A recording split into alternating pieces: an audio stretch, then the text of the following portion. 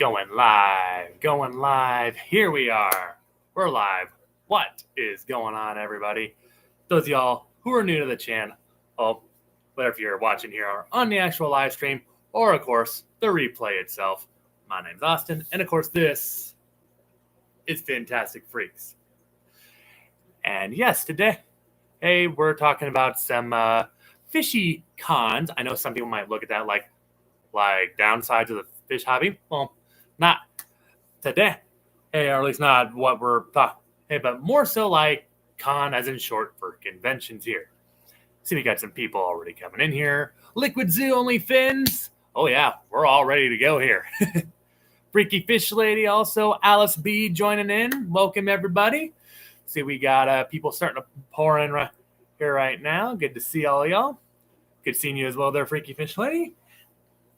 And yes, so the con, not so much like downsides of the aquarium hobby, but more so like fish conventions and like why they're a good idea to go to if you're in the hobby whatsoever, and how you can hear about them as well. I got Voltage also joining, Vanaski also joining us as well, Paul McCarthy joining as well. Good to see all of y'all as you start the file in here. So I myself here, when it comes to these conventions and things, I first learned by social media, Facebook to be precise. Obviously, Facebook nowadays, I mean, just seems like it just keeps getting more and more tools to it. With Facebook now, I mean, obviously Marketplace, but like holding events and such. That's how I've heard about like these cons or conventions, or at least ones here in my area. Although honestly, it can probably help you learn about ones that are going on really all over. It's also helped me learn about some that are like going on in Illinois, Minnesota, Missouri, all sorts of places, really. I mean, Facebook can, as we all know, it can spread around pretty quickly, and events that are scheduled are no different here. 10 people already coming in here, 7 links. Good to see every single one of y'all here on this January 24th, it is. Yes.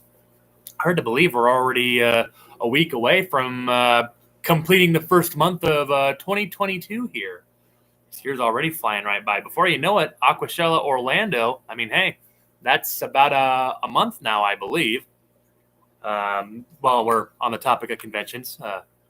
Sadly, I won't be going to Orlando this year. Perhaps in the future, though. I mean, I've been to Orlando once, and it's beautiful for visiting. I don't know if I'd want to live there. Nothing against any of y'all Floridans, but not for me. But, yeah, I mean, just getting to see an Aquashella. Seeing Alice B, I just saw your question there. I do plan on hitting some cons here this year. 2 in which I really, really want to.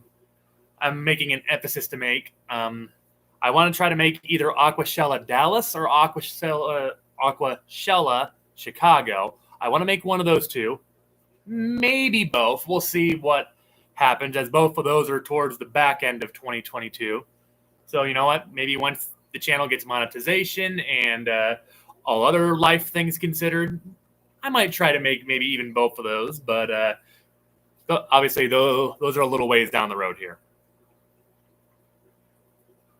Levi's Aquatics, how long did I live in Marionville? I think Levi, maybe you presume, I think you're, so maybe you mean Maryville, like Maryville, Missouri. I was there for about, if that's the case, I lived there for about a year and a half. While I was there, I was studying at Northwest Missouri State. Yeah, go Bearcats.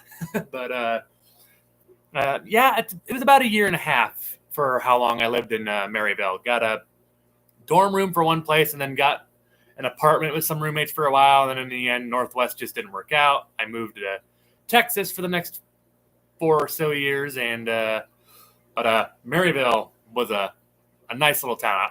I loved that place. If the right opportunity came up, I would definitely highly consider going back there.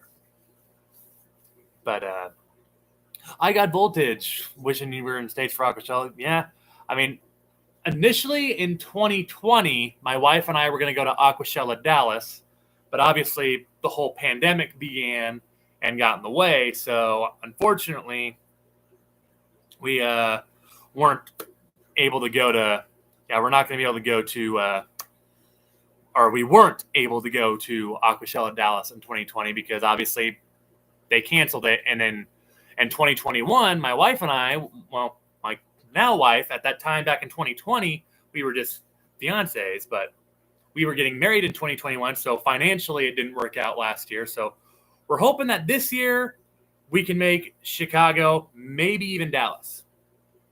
And I see Liquid Zoo there. Aquaticon. Oh, no, I didn't forget. I can't forget about that one. But yes, Aquaticon, and I believe that's Knoxville, Tennessee. James is helping with that one. And yep, I've been chatting with James a little bit about that. It's been a little while ago now, but I'm thinking I want to go and try to hit that one up as well. I want to go make my way to that event there because sounds like it's going to be a really, really cool deal. So I believe Aquaticon is April 30th, which, I mean, granted, that's creeping up on just 3 months away. That'll be here before we know it. But yeah, I'm glad you brought that up there, man. I'm definitely thinking I'm going to do everything in my power to make it to Aquaticon in Knoxville, Tennessee on April 30th because that sounds awesome.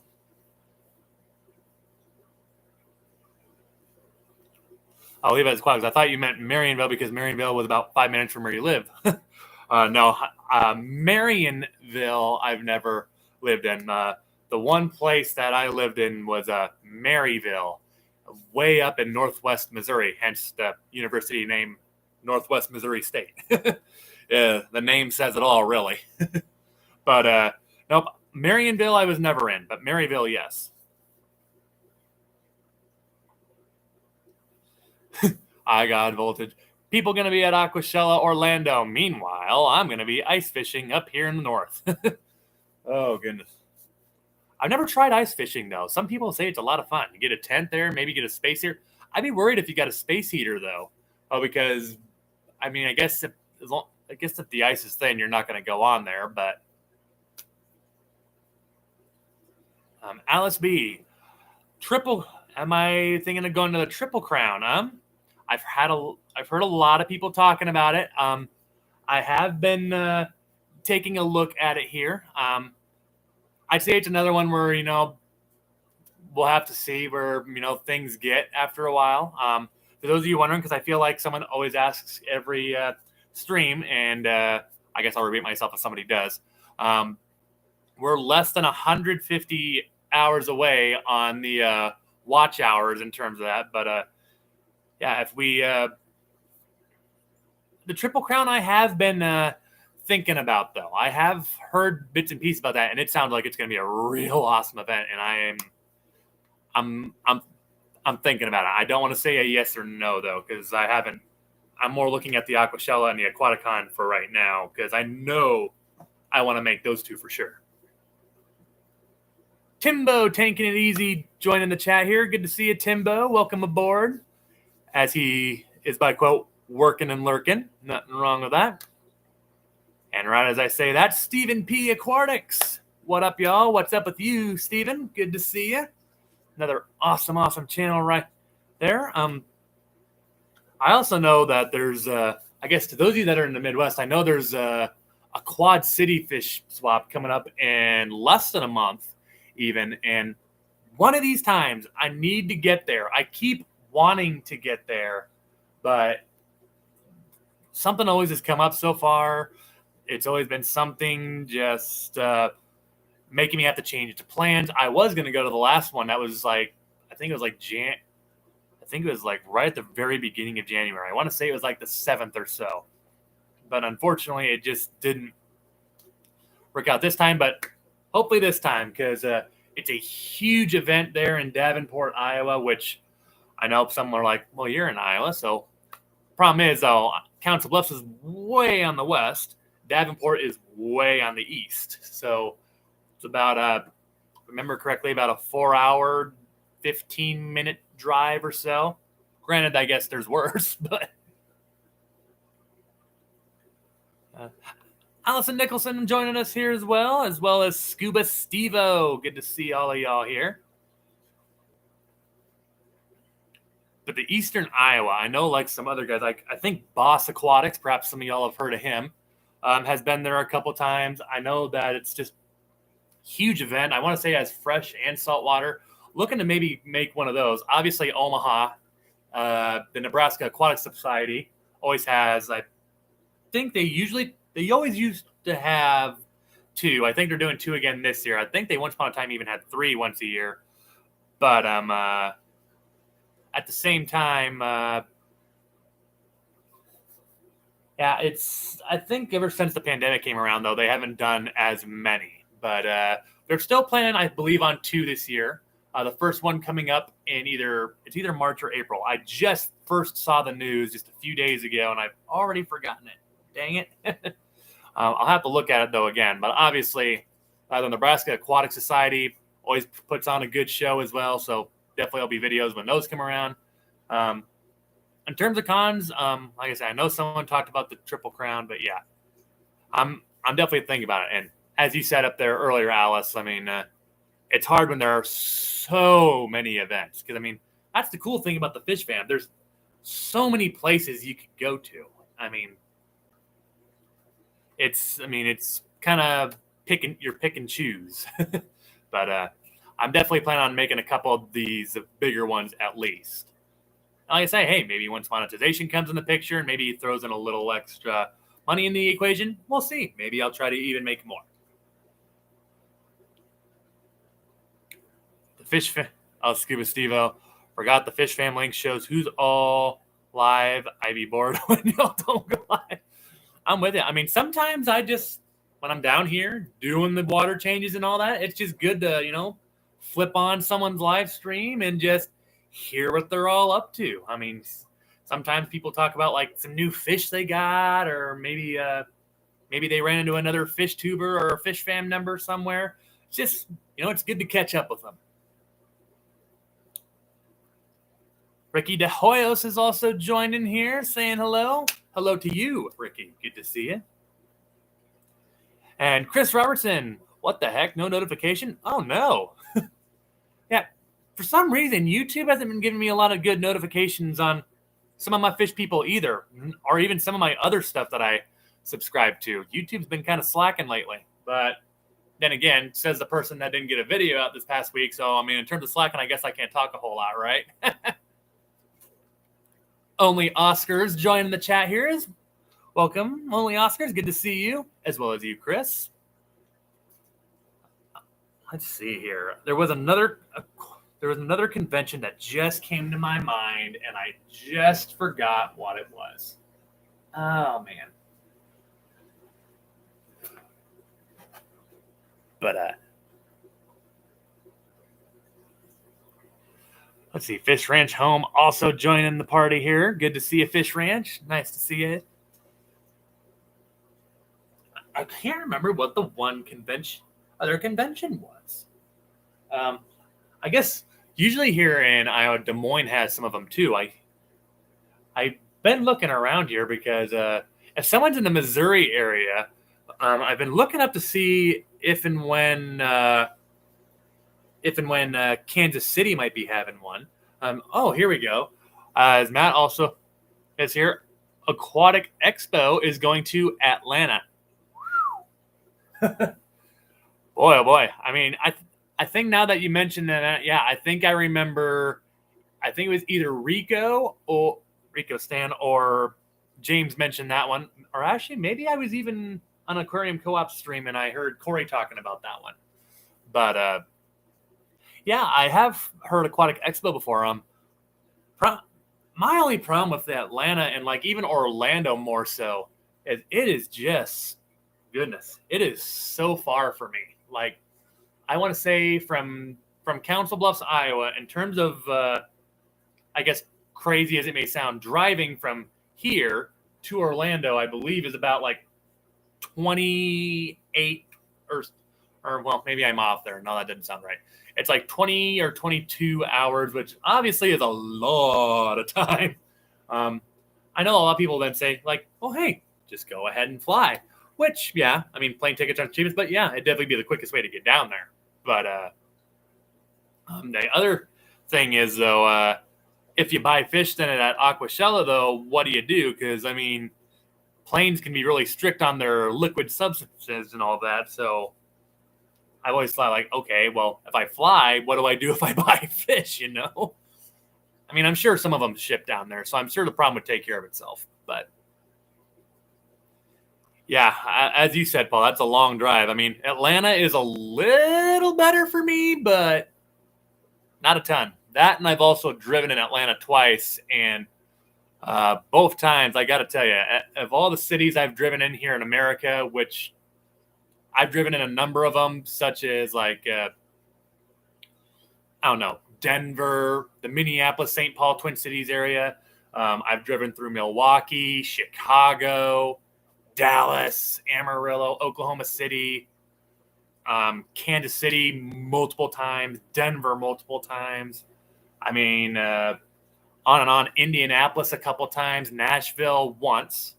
I mean, of all the cities in America that I've probably driven through, it's, I got to say, Atlanta's probably my least favorite city to drive in. It's just, holy crud.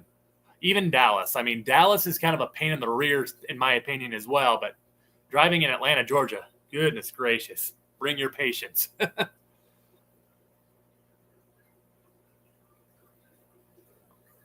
Oh, Chris, talking about Fish Fix has a humpback puffer as of last week. Forgot to tell you. Yes. I think I can't remember. There's an Omaha store that has a humpback puffer right now, too. Those of you that don't know, a humpback puffer is also another name for a dragon puffer. Let's see. I want to say it was Fish Freaks here in Omaha that also had a humpback puffer, but I think I saw a video of that earlier, Chris. Yeah. Okay, here we go. People talking back when I was rambling on about the bags and the travel part. The logistics, I think is the exact word for it. As long as you show them the fish are alive in the bag, you can board with them. All right, that'd be nice. They figure live fish mean no bad chemicals are in there. I mean, if there's any bad chemicals, yeah, they probably wouldn't be alive, as you said there earlier. I mean, Scuba Steve also saying, have a video. Okay, I'll have to check that out there, Steve-O. On when brought... English is hard for me today. I apologize, folks. I have a video on that when I brought a blood parrot on a plane from Dallas to Louisville. Okay, Steve-O. They'll swipe your hands for residuals, and you should be good as long as the fish is in a clear bag or container, which I think is pretty much the norm. All right. But yeah, I'll have to check that out there, Steve. That's interesting. See, Dallas from Louisville. That's that'd be quite a commute as well. Let's see here. Another convention that I know that's going on here. I can't think of what it was, but I was mentioning it earlier. Des Moines always has a few of them there. I believe I already talked about the Eastern Iowa ones, and like I said before, I got to get over there. I got to figure that out at some point. In terms of figuring out a way to get over there, because it's a huge thing with all sorts of plants, corals. Obviously, since I don't have salt water, corals don't really, I guess, I don't want to say they don't interest me, because they definitely do. But I guess, if you don't have a saltwater tank, you can't really buy any, I guess. But let's see. It was one of Scuba's. Speaking of Scuba Steve's blood parrot video earlier, it was one of his Aquashella videos, which gotta ask some of y'all here in the chat, how many of y'all are planning on going to any of the Aquashellas, whether it be Orlando here in a month, or are you thinking maybe hitting up Dallas here later? Are you thinking of maybe Chicago? Like I said earlier, I definitely want to hit one or the other there, Dallas or Chicago. The main reason why those two and Orlando doesn't really work, I mean, the thing for me is Chicago is just a straight shot east, whereas Dallas for me is just like a 95% straight shot down or south. Whereas Orlando is both. And of course, you can't just go straight diagonally down. You got to do like that little stair pattern and just keep inching your way down, which is, from someone that's driven to Orlando twice, actually, it is the most tedious thing in the world. I mean, granted, you drive through a lot of awesome cities, which makes it a lot better, makes it bearable, I would say. But I mean, as long as there's like things to see and do along the trip, the road trip can be 20 hours, no problem. Let's do it.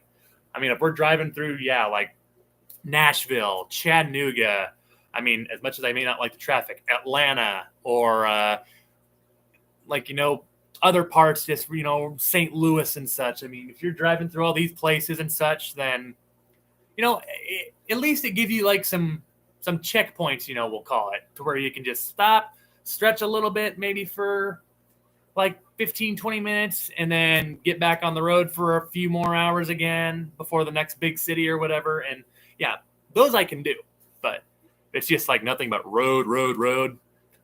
Those are rough.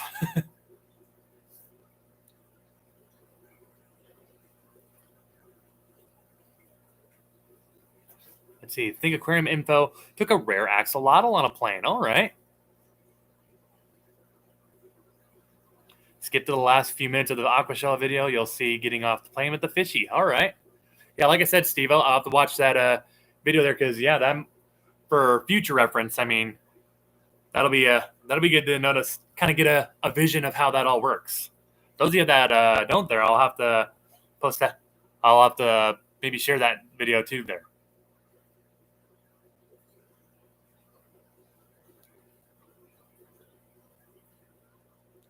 Paul wants to really try and get to one of the Aquashellas this year, probably later on this year. Yeah, I mean, it's kind of weird in my opinion. I mean, you got Orlando here in February. I guess maybe that's just so some of us Northerners can have a weekend to just get the heck out of the cold. Maybe that's their thinking, or hey, there you go. That's a pretty good sales pitch, I guess. Because I mean, if I could afford it right now, or if it wasn't a 22 hour drive for me, I'd be like, absolutely, let's go get out of the cold Iowa winter and enjoy some Orlando, Florida heat. I'd be all for it. But it's just, good Lord, it's such a long way. I guess I haven't really looked at plane tickets from Orlando to, or from Omaha, not to, but yeah, Omaha to Orlando rather, or a round trip or whatever it be.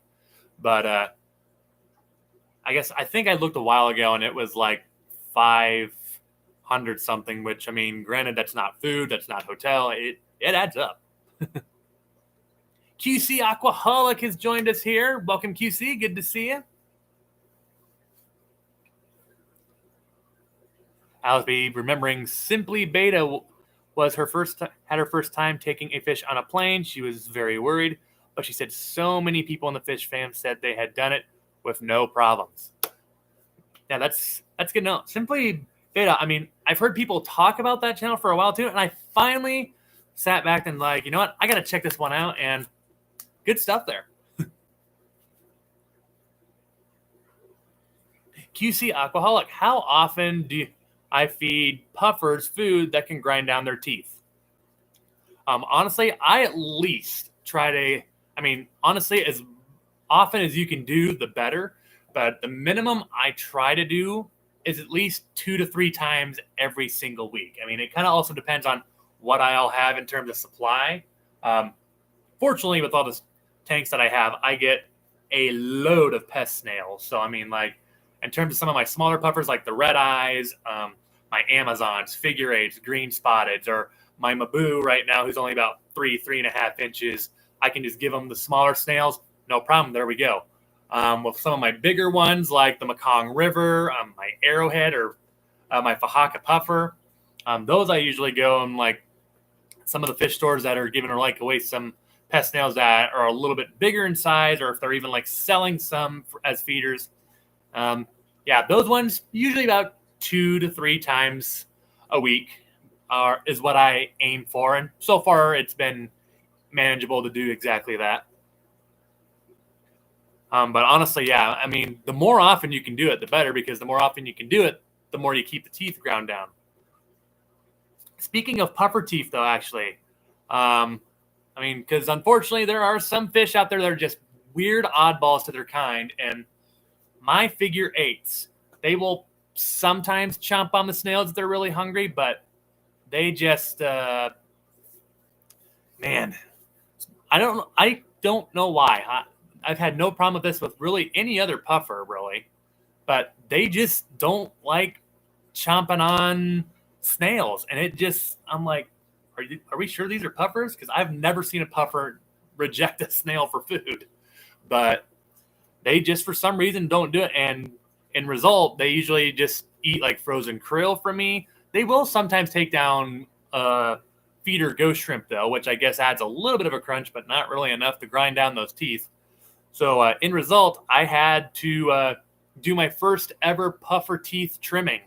And let me tell you, that was experience. That was having to trim down puffer teeth is something that is very stressful, because you put the there's a lot of videos out there of how to do it, which were a great help. I mean, if someone, I've been working on a post or something like where if I do it again, though, I'll probably try to do a little tutorial, because fortunately the puffer teeth trimming went very well, and they're all doing just fine right now. So maybe next time I'll try to do a little video at least on how I all did it, which was basically a mixture of a whole bunch of other channels and how they did it.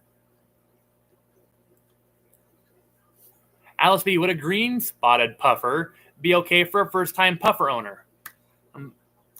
Personally, for me, Alice, I would just say no, only because they're not a true freshwater puffer. They can live in freshwater for a little while, of course, but at some point, mine right now are at about, I'd say, 2.5, 3 inches. So here in about a month or two, I need to get them into a brackish aquarium, because that they can reach about 6 inches supposedly, and usually about that point, got to start moving them on. But only because they need brackish water, which I guess if you're experienced with water and salt water for that matter, and get the whole specific gravity thing down as well, then okay, then it could work out. But I guess for someone that's a first-time puffer keeper, my number one suggestion would always be go with the pea puffers, with a very close second place being go for the red-eye puffers. Or red-eye puffers, another name for them being the Malabar puffers. I mean, those would be my top two. Go for those guys. They're small. You don't have to worry about the teeth, unlike almost all the others out here, like the Amazons, including the green spots and such.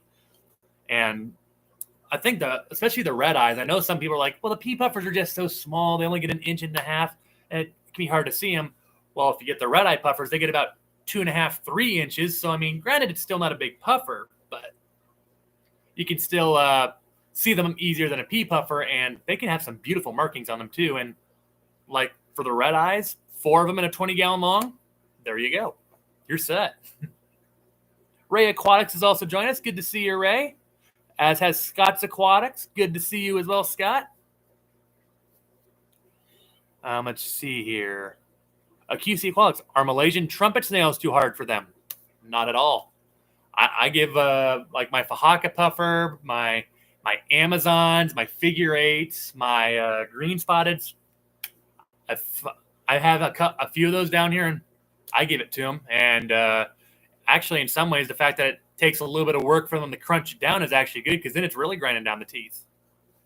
I mean, here's the cool thing. I mean, even if, say, they break a tooth, yeah, it might hurt them for a little bit. I mean, I'm sure even when they woke up after I trimmed their teeth, I can guarantee you it probably didn't tickle them too much. But the thing is, their puffer teeth keep growing. So, I mean, as weird as it is, their teeth will grow back, even if it does chip them. I mean, you'd rather not be chip them, because if you do have to cut them, then it kind of makes it more difficult to snip. But no, Malaysian trumpet snails, totally fine. Fish Streams, lurking, not feeling the best today. Hey, though, sorry to hear that, Fish Streams. Hope you get well there soon there, buddy. Chris Robertson, I have a lot of pest snails if you want them. Hey, if you're offering, Chris, I'm always down for You can never have too many of those, especially when you got this many puffers. Let's see, Alice B, I want pea puffers, but they are rare in Australia and cost $250. Haven't seen red eyes here. Most puffers here are brackish. I guess with Australia being all around bodies of salt water, I guess that makes sense. But, oh boy. I don't know if I've even seen a pea puffer here in my area for 25. Usually pea puffers in my area go for, they usually go for about, I think the most expensive I've seen them ever be sold for is 15. And that's just in my area. I'm sure it varies all throughout the country and obviously depending where you live. But shoot, at some point, I guess I don't want to say a whole lot, but in terms of like fish and such, I have been, in terms of hobby, like I've been considering some things about expanding like my hobby interests, we'll call it right now, into like some bigger pictures and such, but very young in the thought process right now, so don't want to say like, hey, I'm thinking about this, and then it goes nowhere. But more on that later, maybe.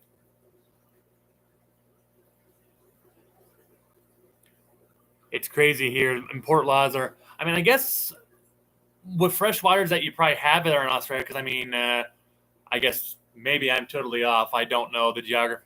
I'm not a geography expert or a climate expert, but the fresh waters of Australia that are, where there are lakes and such, I mean, probably would be warm enough to house them too. So, I mean, it could be invasive, I guess, if you did it, if, people weren't careful with them. So that might be part of the reason, but.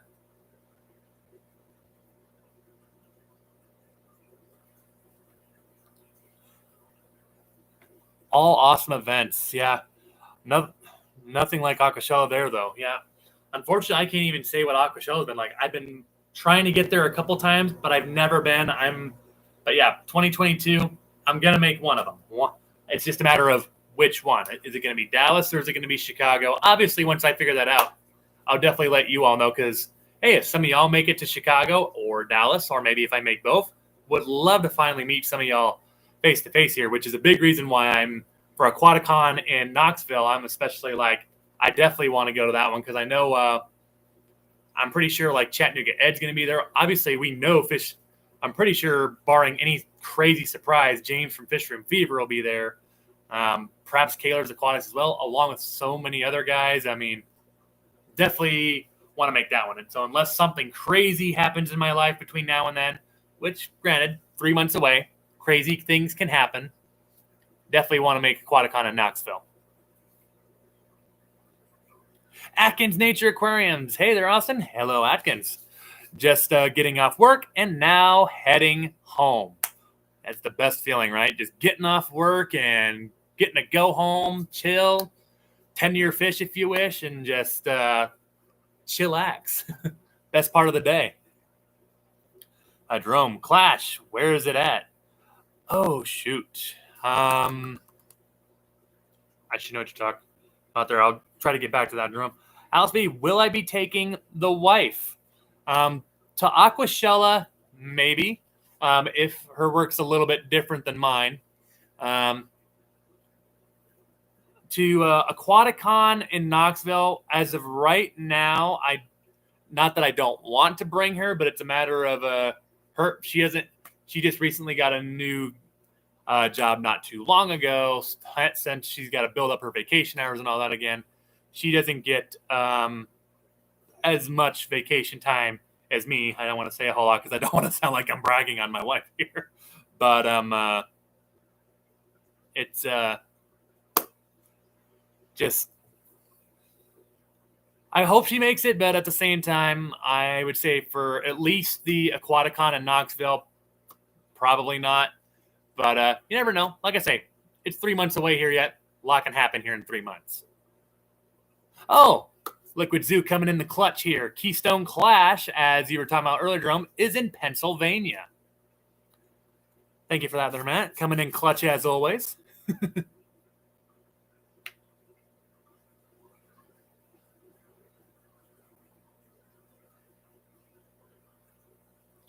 Oh, Clash is where it's at. Let's see here, huh? Checking through the chat. Always want to double check here to make sure I don't miss anybody. Oh, there we go. New local Austin. How's it going? Good to see you here. Yep, almost missed him. The chat, I got him right at the chat about jump down. And see, I saw a question up here earlier. Mystery Snail Guardians. Don't think I said hello to you earlier. Welcome. Good to see you, as always. I think I almost see you every single week. Awesome seeing you here. Always is. It's awesome to see everybody here. All 24 of you currently. 21 likes here. Each and every one of y'all are appreciated here on this Monday afternoon. Turning, or I guess depending where you are, maybe Monday evening. It's a little past 5:30 here Central Time here, so I don't know. I think that counts as evening borderline, right? Let's see here. I saw another question earlier, trying to see if I can find it again. QC Aquaholic asks, how are the watch hours looking? Mentioned that a little earlier, but currently my watch hours are, I can't remember the exact number, but we have less than 150 watch hours to go. And outside of this live stream, I am also currently editing a video right now of a new fish store that just opened up here in the Omaha area. So if any of y'all are somewhat nearby Omaha, and even if it's a store where maybe you don't even just like fish, you also like reptiles, this was a really cool store. I myself am not huge in the reptiles. Nothing against those of you that are. It's not my forte. But QC Alcoholic just asking there earlier again, have I hit 4,000 hours yet? Not just yet. We're like 3,800. I want to say it was like something ballparkish of 3,866. I mean, it's so close. It is so close. But not just yet. Hey, maybe by the next live stream, though, we could. Like I said, I got, obviously, well, with all y'all awesome folks watching here today, and then I'll have a new video showcasing a new fish store that just opened up a week ago here in the Omaha area. Definitely make sure you keep an eye open for that. I'll try to have that out either tomorrow or Wednesday. And it's an awesome guy, and it's another YouTuber here in the area. To those of you that don't know, Blue Dog Aquatics is another Omaha area YouTuber here. And if you haven't heard of him already, I'll go ahead and grab his channel link here because he is a awesome guy here too. And he is actually the owner now of this store that I just did a video on. And I will go ahead and put him in the chat, the link to his channel, that is. There we go. Fish Stream's asking, how many gallons is the aquarium behind me? 240 awesome gallons. In fact, we actually, while at that store, got some new fish in here too. See if I can bump up the computer a little closer. That little beep is just me pulling off the charger there. Nothing crazy. See if I can find them. They're in there somewhere. They might be hiding right now too. But with all the rainbows and gouramis here, I added a small little group of silver dollars. Obviously, with all the rainbows adding all the color, like the Millenniums, the Bozemantes. Oh, there you see a few of them right there. Right around here are those little guys. I swear my lighting's just bad. I swear the water's not actually that dirty. Although there probably are a bit of tannins here in the water with some of the wood pieces I have. Yeah, I could look at that tank all day.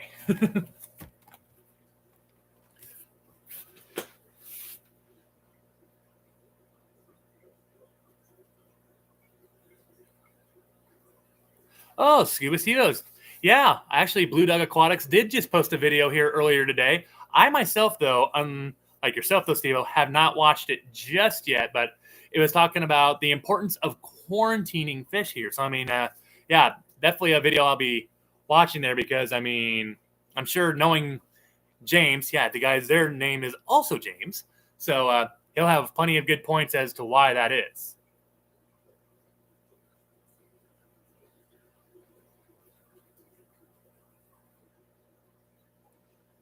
Absolutely, Adkins. I mean, hey, less than 150, that can be done in no time. But, you know, when it happens, it happens. I'm not too worried. It'll happen eventually.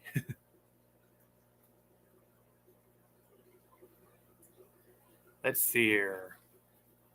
All sorts of awesome. BJ Palmer didn't say hello to you earlier, I believe. Good to see you here, BJ.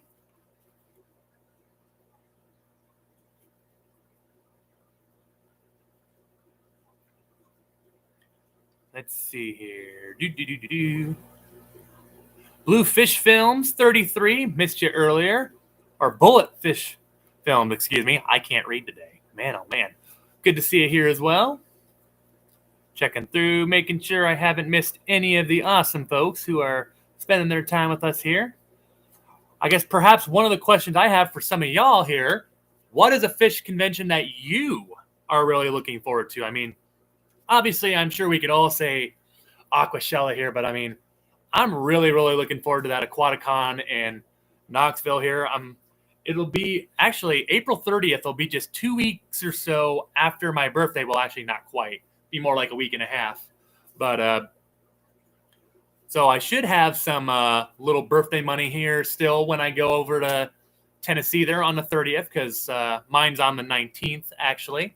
I'm not going to go too much further than that, but should still have some birthday money and all that, along with hopefully a fresh paycheck on that day as well there, and have plenty of spending money to get all sorts of awesome stuff there when we go there. Chris Robertson, what is the best way to get in touch? You can either find me on Facebook. I just have a big puffer collage behind my name. Otherwise, I'll look up my, I believe my Instagram name here is just my YouTube channel, all in lowercase here. I haven't been on Instagram, though, as much here, so I need to get better at that part, though. I need to get more posts on my Instagram so that, I can interact with the people more. Or show, I guess the Instagram for me has always been more about a little bit behind the scenes. There you go. Chris Robertson, the IG right there, that is my Instagram username. And to those of you that may not be following me there already, I mean, I try to get at least something out once or twice every week on Instagram just to kind of give a little behind the camera or behind the scenes, whatever you want to call it, look of what's going on in my fish room or maybe places that I'm visiting or just cool tanks I'm seeing out in public and such. Just stuff like that, basically. Nothing, I guess, super crazy, but if you want to see a little more of what I'm up to, that's another way. Oh, man. My phone is going crazy on notifications right now. Unfortunately, a lot of them are related to football, which are just, I've not been, I guess I shouldn't say I haven't been following a lot because I did watch the Kansas City and Buffalo game. Oh, man, that was a barn burner. Chattanooga Ed was here. I'd be asking him all about, like, if his heart was still beating after that finish, but hey, speaking of a man here earlier, Kaler's Aquatics and Exotics joining us here.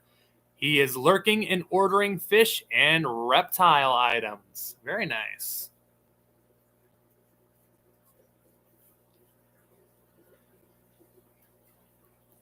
I think I saw someone else come in here earlier. Yes, I did. Misfit Reptiles and Aquatics. Good to see you, Misfit. Awesome to see you here. Adele Sandry just got off from feeding the barn cats. We, Adele, are talking, well, kind of all sorts of things here, but one of the main things we have been talking about is fish conventions. Or I guess sometimes at the fish conventions, reptiles are there too. But basically stuff like that. And one of the things I was just asking the chat here, I don't know if I actually finished the whole thought, is asking what are some conventions that you guys are most excited for? Is it like an Aquaticon? Is it one of the Aquashellas? Maybe the Triple Crown? The Clash there in Pennsylvania, as Matt with Liquid Zoo was talking about there earlier. What are you guys excited for? Would love to know.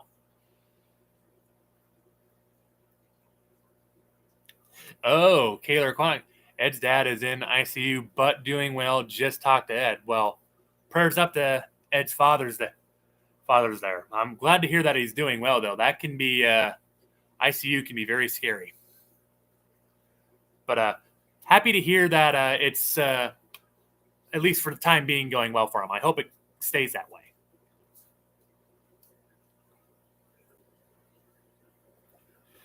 Yeah, I was with you, Stephen P. I thought Ed's dad was back at home already, but shoot, but yeah. Prayers up for that, man. That's ICU can be a scary situation. But again, very happy to hear he's doing well, though. Misfit Reptiles and Aquatics says it's been 4 years since they've been to an expo, but got a ticket and booked a room for Keystone Clash. All right. Yeah, I believe that's the one in Pennsylvania there, as we mentioned earlier there. I've heard a little bit about that one there as well. I need to, I guess I have, where at in is it like Keystone, Pennsylvania, or like what's the name of the town there, or city maybe more appropriately in city where Keystone's being held? I'm pretty sure I've heard it on Ed or James or Rico's channel along with others, but something like that. Oh, need to pacemaker. Shoot. Morgantown, Pennsylvania. Think of Liquid Zoo. That man is always coming in the clutch.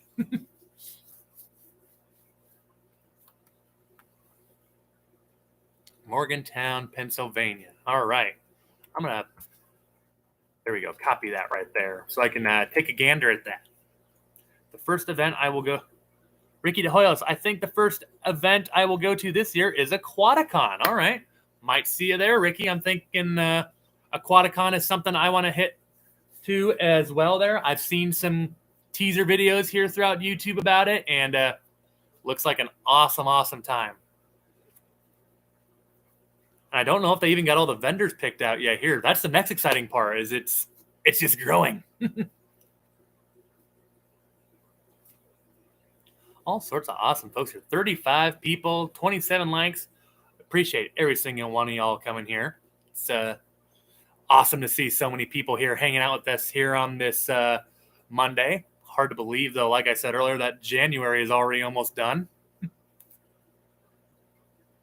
Killers Aquatics says earlier that one of the main cons he's looking forward to is Repticon.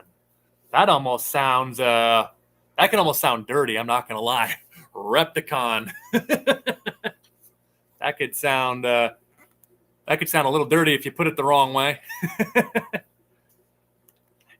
That is true, though. I forget, Bob, that you're also in the reptiles sometimes too. You should definitely keep an eye open for the next video got coming out. One of the new stores here. I've always said 4 awesome stores here in Omaha. Well, now we got 5 awesome stores here, as one just opened up in specifically La Vista, Nebraska. Or, well, I guess Google Maps says it's La Vista. It seems more around the Ralston area to me. But either way, it's a suburb of Omaha and has some nice fish selections. He had a wide variety of shrimp. Had some, I mean, I'm not even that big into reptiles personally, but he had like a bearded dragon. He had some pretty looking snakes as well. I mean, I'll never own a snake. Snakes are just, they're not my thing, but I'll just leave it at that. But I mean, he had like scorpions, he had tarantulas, he had, I want to say he even had some frogs there. He had an awesome chameleon that he actually brought out and showcased to some people here too that were looking at him. And I mean, yeah, he's just got all sorts of awesome little critters in there. And I'm excited to see how his store grows here in the future. Because I mean, he's got some awesome stuff there. That, and he has a wish list for his customers that he just puts out there and says, hey, if we don't have what you want, let us know what you're looking for, and we'll see if we can bring it in the door. Which to me, that, ladies and gentlemen, is how you make bond with your customers. see what they want, try to fit their needs, and hey, that's how you get them back in the door.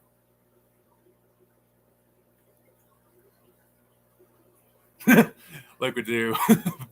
Well, to be fair, Bob is a little dirty. Hey, aren't we all? Well, I know I am occasionally. Bob Kaler is amphibious. Love it. It'd be great to meet you as well, Rick. It'd be great to meet, hopefully, a number of people at Aquaticon there in Knoxville there. If some of y'all are going to Knoxville there in Tennessee here, I always got to say Knoxville because there's actually a town here in Iowa called Knoxville. That's actually decent size as well. Not bigger than Knoxville, Tennessee, but I'm not sure what its population is, but it's definitely in the thousands. I want to say if I took a stab at it right now, I'd say about 20,000 or so. I could be way off there too. But there's a Knoxville, Iowa here too that's actually decent sized. But at one of those, yeah, I'm looking very, very forward to that. And like I say, unless something totally crazy happens in my life that just makes it to where I absolutely cannot, which of course, if something does, I'll let you know. But once it's all said and done and I got the trip booked and everything, which starting to get the details figured out and ironed out, definitely let y'all know once it's for sure done. Can somebody put the Fish Fam link in the chat, please? Let's see here. I apologize to the difficulty there. Only Oscars. I still do not have moderators. I'm starting to consider about it, but I say it's still just something I've been taking my time on. But let's see here. See if I can find the Fish Fam website here, and I'll put the link on there.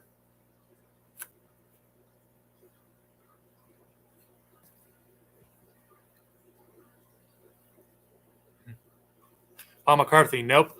After the one stream, Paul, I removed all the moderators because honestly, everybody was made a moderator, not one stream, more in panic, more than reason. So unfortunately, no, Paul, I again do not have any moderators. Yes, I know at some point I need to, and I will. Just I'm working on that yet, but gonna take my time with it. But yes, currently, yeah, Matt and everybody, I think I only made 2 or 3. I don't remember that stream. Honestly, it's a stream that I try to forget. But yes, there are no moderators currently. The only one that can post links, I believe, right now is me, myself, and I.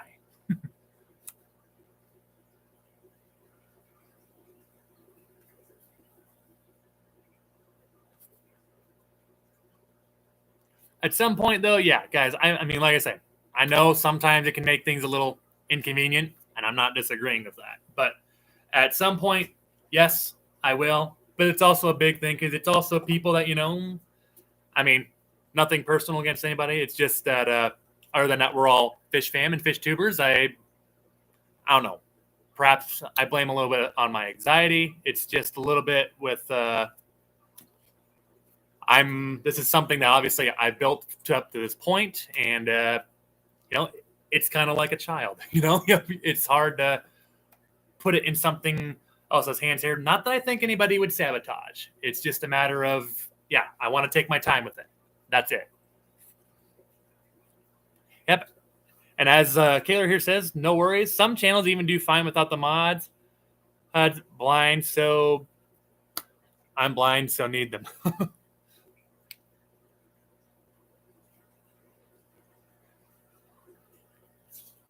At some point, though, guys, yes. At some point, yes. But yeah, right now, guys, it's not my main priority. But let's see here. We got it is 5 to 6 here. The Metalheads will be going live here soon. I'll work on getting their link here as well so that once we're concluded here, y'all can go and check theirs out because I know how much some of y'all love just see what everybody else is up to, just like myself here. I feel like I need to start going ahead and maybe commenting more. I guess that's something that I need to do a little more. I need to chat more on these. But yes.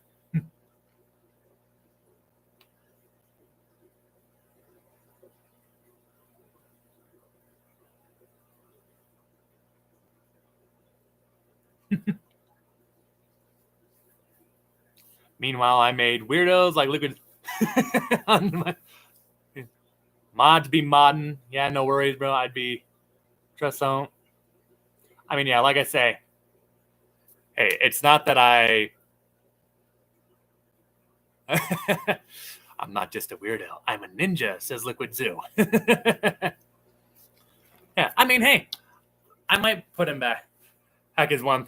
I mean, yeah, just to make sure that, yeah, it's, yeah, like I say, it was nothing against anybody that I did make a mod on that one day. It's nothing against anybody. It's just, yeah, just not right now is all.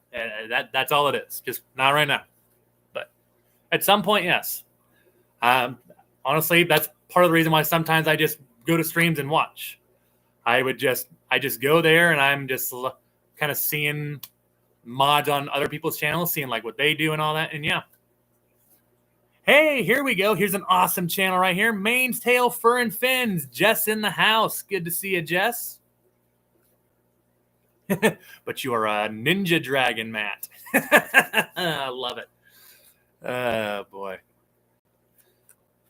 Well, shoot. Actually, as I look and browse around here on Metalhead Stream, I don't know if they're going live today because there's not a stream standing by for them. So maybe the Metalheads aren't going live today.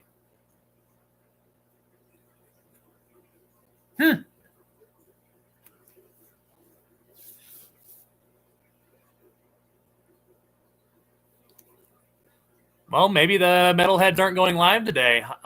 Is there anybody else that goes live on 6 o'clock that I'm forgetting about? I mean, otherwise we can just keep going. If y'all are good with that, we can just keep going too. Up to y'all, I guess. But if someone else is going at 6, I can go ahead and put their link. And I don't want to step on nobody's toes though. But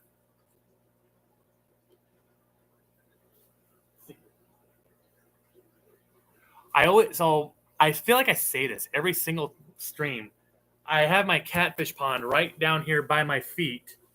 And I swear, every time, at one point in a stream, every time as I stream, he always swims by, and out of the corner of my eye, it just makes me jump a little bit. I'm just like, whoa, what is going on over there? And it's like, oh yeah, catfish pond.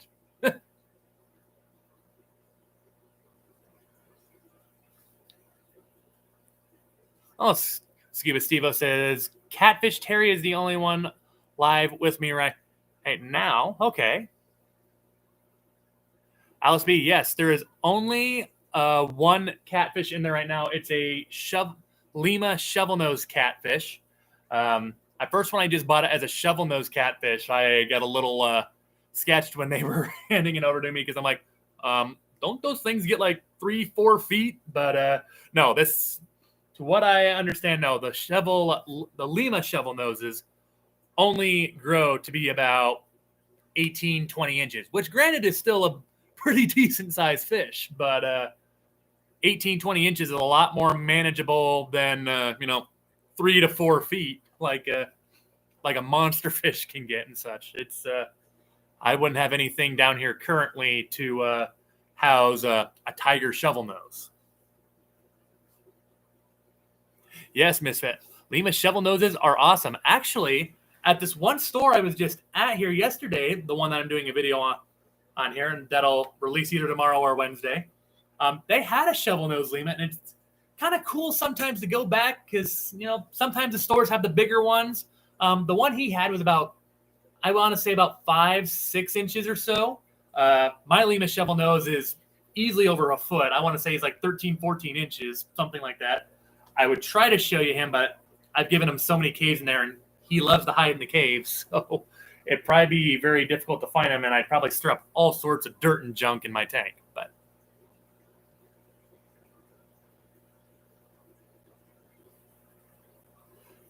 Okay, so yeah, Josh and Jess from Metalheads have canceled tonight.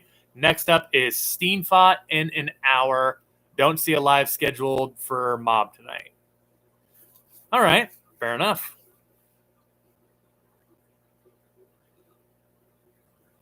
And then, yeah, Catfish Terry, as we know earlier. Well, then, yeah, we can keep this thing going here for a while. I don't know if I'll fill in the whole hour here because I know the wife will be home soon here. And usually when she comes home from work, she is usually ready to get dinner and such. But we'll worry about that when the time comes. Fishy-Mon64 joining us. Welcome, Fishy-Mon. Always good to see you. Let's see here. Fishy Dreams. So did a thing and ordered fish from Live Aquaria. I know. Forgot it was cold as I'm in Florida. Then realized I think I need to set up a tank. Oh.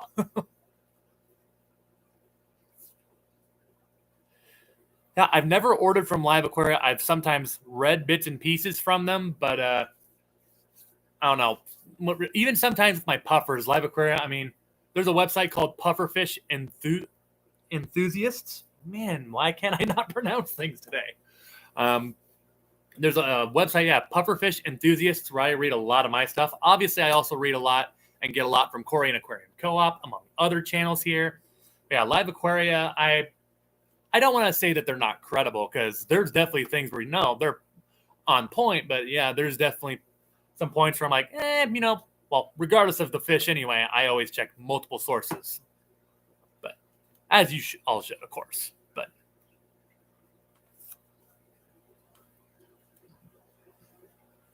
I think I saw some folks coming in here earlier that USPSer living the dream. Good to see you there. Welcome, UPSer. Living the dream indeed. First time Salt Friend gave me the idea.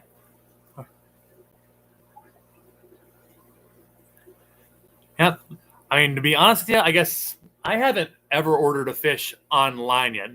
Not saying I don't trust it. It's just I never have, although I was very, very close one time with the certain puffers. But let's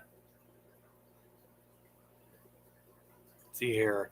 Atkins Nature Aquarium, I don't order from Live Aquaria. Too many people have said to have problems with them. Yeah, I've heard a number of problems with them as well that, if they're not, some of them aren't dead, some of them are really sick, and obviously we don't want that because, I mean, it can be a challenge just, for them to calm themselves down once you put them in a new tank. I mean, that can be stressful for them by itself. But, yeah, if they're already sick and such, well, then that can really just spell out a recipe for trouble.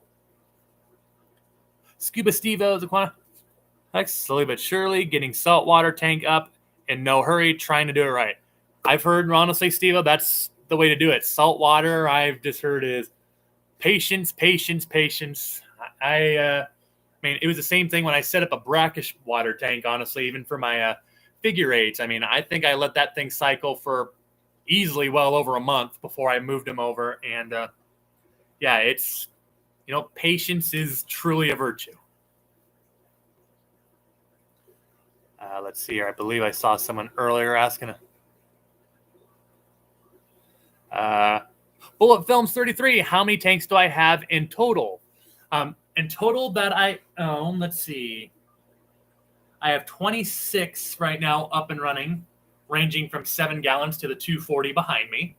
I have 1, 2, 3, 4, 5, so 6. 6 plus 26 is 32. So I own 32 tanks in total. I got 6 of them, though, that right now have absolutely no water or nothing in them. Well, I guess there's dust maybe in them, but I don't think that really counts for anything.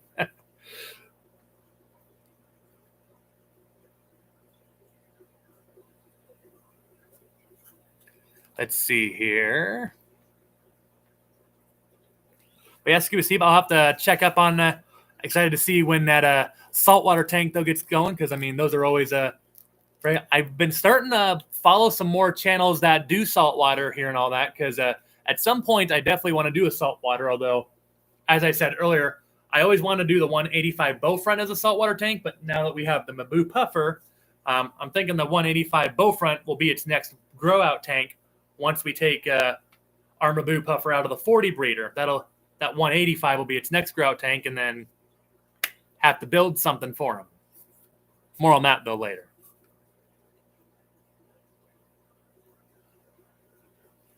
Checking through the chat here. I'm starting to get the jumps on here. There we go. Asthmate got 6 neon tetras at a store and lost 6 out of the 10. They looked healthy and big. Ordered 6 online. Came in small and skinny. Thought they wouldn't make it, but ended up not losing a single one. It's funny how that works sometimes. I mean, like even at like fish swaps earlier. I mean, when I went to those things, I mean, sometimes, I mean, obviously you got to take into account that these fish have been moved all around, so their coloration ain't going to be as good just because they're stressed probably to high holy heaven. But, yeah, a lot of the fish that I get from like swaps and all that, I sometimes even have a better record on those from swaps than I do even a store, online or one of them here in the Omaha area or others.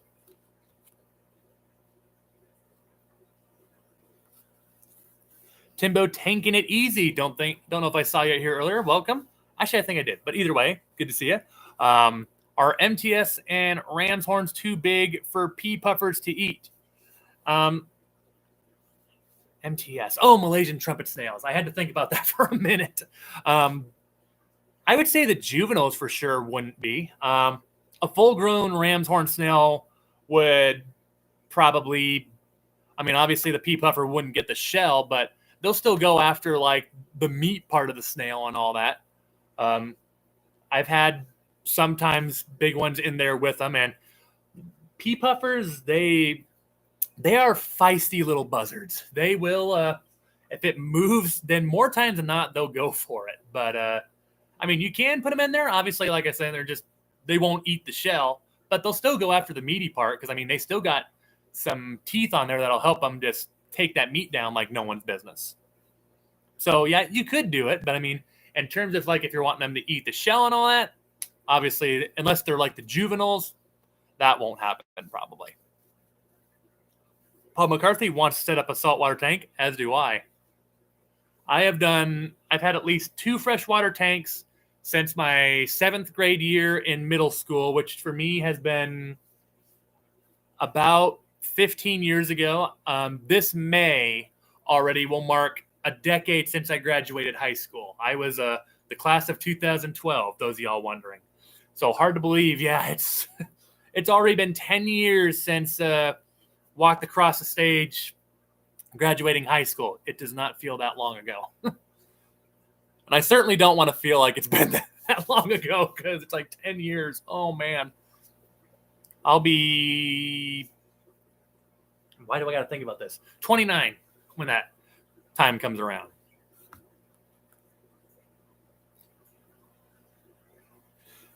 USPS liver dream. First stream ever attended of mine. Oh, welcome. Hope it's entertaining here. Just bought 4 Amazon puffers. 1 died during the first round of deworming. They are in a 55-gallon rainbow mix community with live planet tanks. Amazons with rainbows. That I could see where actually that'd be really pretty. Yeah, I had a couple of Amazons though when I got some from the store. I initially had 5 in my 38, and I thought it was like a huge ick outbreak, and unfortunately 2 of them did not make it, but still got 3 of them here today. I've had them now, I think, for a couple years, and let it be known, actually the Amazons weren't even bought by me. They were a surprise gift from my wife once upon a time, and then yeah, she felt so terrible because a week later they ended up having ick on them, and she thought that she picked out bad ones, and I'm just like, hey, it happens. But yeah, 3 of them still here. I think, yeah, it's a little shy of 2 years later, and in a 38, and going off what you said, UPS, or I want to move them out of the 38 and into a 55 as well, so they can have a little extra swim space. But 3 of them in a 38 right now. They're about 3 inches. I mean, they were such little bitty things when we first got them. But yeah, Amazon puffers are awesome. I love them.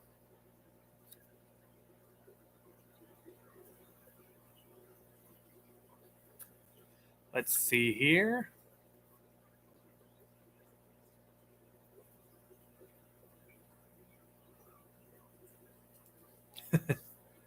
Taylor, class of 73, but I was only 17. Yep, I was 19 when I graduated. I was one of the oldest in my graduating class. I think I was out of all the kids in my class here, which here's the next one. I had 47 kids, including myself, in my graduating class. Yeah, my school was relatively small. But I want to say I was like the third or the fourth oldest of all of them, boy or girl. Actually, the more I think about it, I want to say the third, but I think there were only 2 or 3 others beside me that were 19 already when graduation day came. Allison Nicholson, Yo-Yo Loaches. Oh, yeah. I had some Yo-Yo Loaches before I was doing a YouTube channel. Yeah, those are some awesome fish. Those of you that have some snails and all that and, don't want to do the puffer thing, loaches are another great one. I mean, Yo-Yo Loaches are, outside of clown loaches, probably my favorite loach fish. Although dojos are pretty cool, too.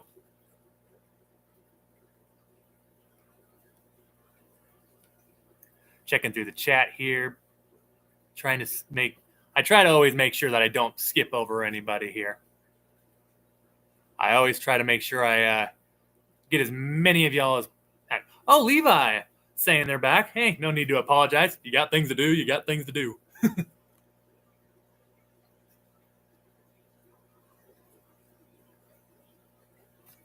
Anyone else feed baby vibrobites to your pea puffers? Mine love them. I do have like those little red vibrobites as well.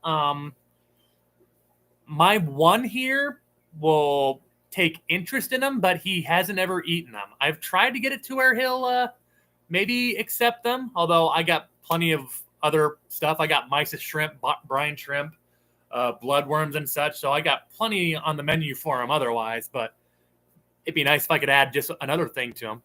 That's always been one of the things with me in fish. Not even just puffers, but like the rainbows, angelfish, my knife fish, catfish, my betas even, whatever I have here.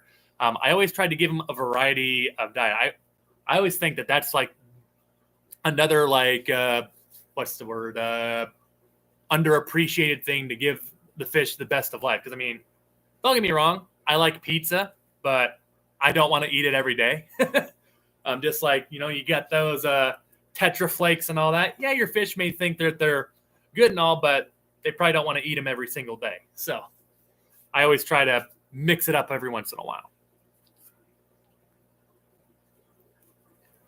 Oh, my chat won't go down. There we go.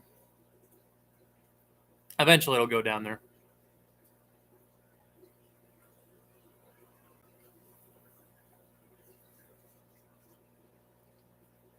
Yeah, with Liquid Zoo, all the rest of my puffers, they won't even take interest in the vibrobites. I've tried to get my Amazons, my figure 8s and all that, my red eyes up there. They look, the vibrobites that I have also look very close to a bloodworm, so I'm sitting here like, they'd probably take them. They look pretty close, but nope. They look at them at best and be like, the heck is this, man? But...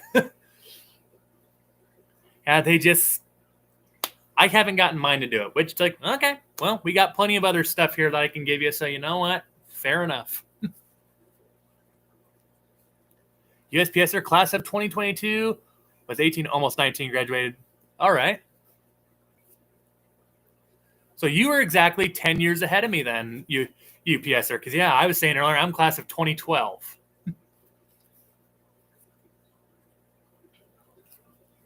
Fish streams.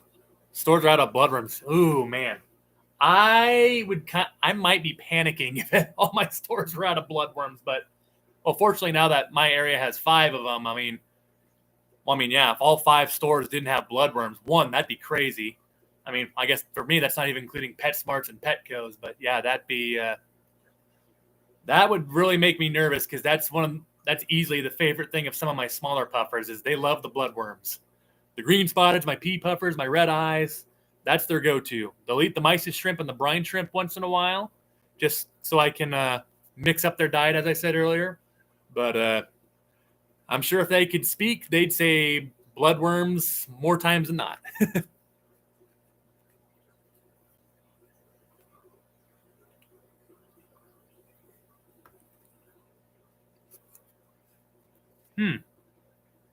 Fish Streams has 3 stores near them. All right.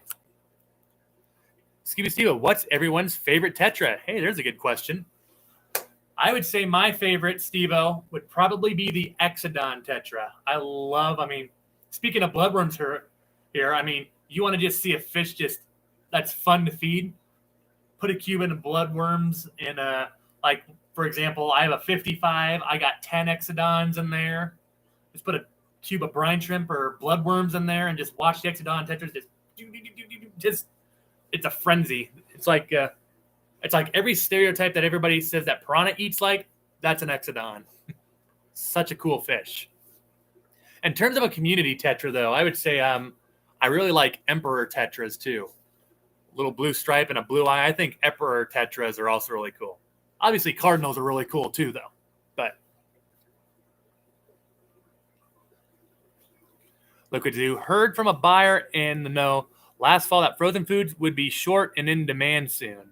Wonder if that's, yeah, I mean, I'm learning that because of all the whole pandemic, things have really slowed down and such. So I'm sure that plays a key into it, but I don't know.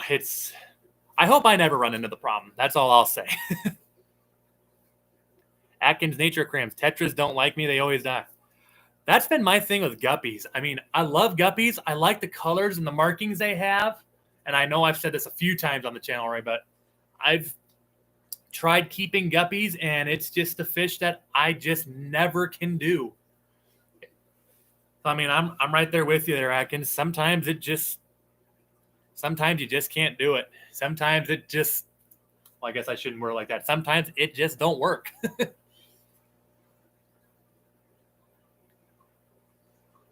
Yeah, I'm with you, though, Scuba. Steve-O, yeah. Emperors. Whew. They're pretty. They get a little bit bigger than some of the other Tetras, too, there. I think that's one that can grow about 3-4 inches or so, if my mind serves me correctly. I have 2 of them with a crown tail beta right now. I used to have more there, but a lot of my Tetras now, I haven't bought a Tetra outside of the Exodons here in like 3 years plus here now. I haven't bought Tetras here in a while. I need to, though. I need to get like a Tetra community tank, though, because those are just so pretty. But fill it up with some like Ember Tetras, Cardinals, and some Rummy Noses precise. That'd be another one, I guess, on the Tetra list. Rummy Noses. Although I've never kept a Rummy Nose. I've seen them plenty of times, but probably one of my favorite Tetras out there, too. My favorite Tetra, at least, that I have not kept.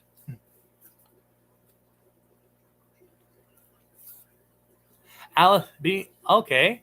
BJ Palmer, love the Congo Tetras had years ago. So shiny and colorful. Yes, I have seen Congo Tetras. That's another one that I'd say those for me are behind the Rummy Noses. But Congo Tetras would be another one on my list of want to try someday.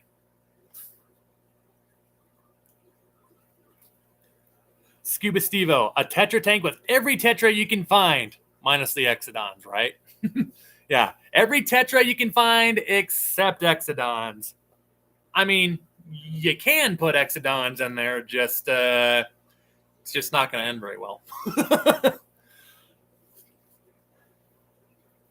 Ember and Congo are the ones Fish Streams has. Congos are amazing, but get big. Yeah, that's one thing. I mean, that's kind of the thing with me and the Emperors, too. I mean, they get bigger and such and all that, so personally, I don't mind a Tetra that gets a little bit bigger because, like if you put a Tetra like with an angelfish, which obviously angelfish can get decent size, you don't have to worry about the angels once they get bigger seeing your Tetras get eaten and such. So, but I guess that also depends on the size of tank you have too. Redline Lizard Tetra Misfit? Gotta be honest, I don't know if I've heard of those. Matt showed them last night. Hey, okay. I might have to look those up here. Or maybe that's the name of another Tetra and I've seen them before. I just haven't heard that name before. But Red Line Lizard Tetra. Can't say I've ever heard that name before. I'm going to have to look those up. That sounds like it'd be really pretty.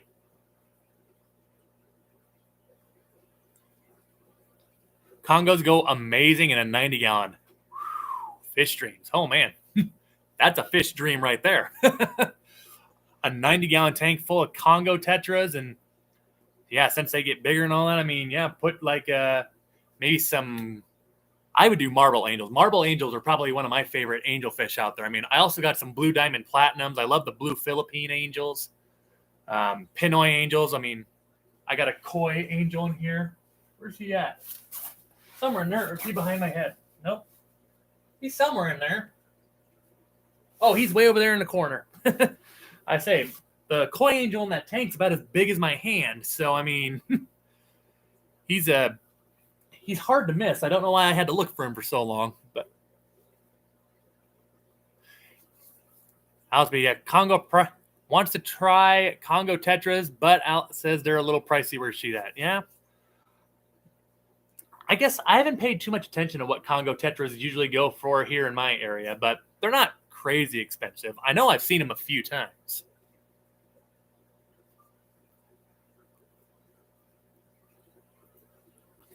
I'm with you, Scuba Steve. Some content so I can like and comment on those Congo Tetras. Hey, I'm all for it. I would love to see that fish streams. The 90-gallon full of Congo Tetras. Just a little. I would love to see that. A 90-gallon really with any like school of Tetras would just be. That has to be gorgeous. Looking through here. I'm starting to ramble a bit, so I know I'm missing some people here off and on here through the chat. But UPS are early on the bloodworms. Knoxville, Tennessee. Won't eat anything with the bloodworms.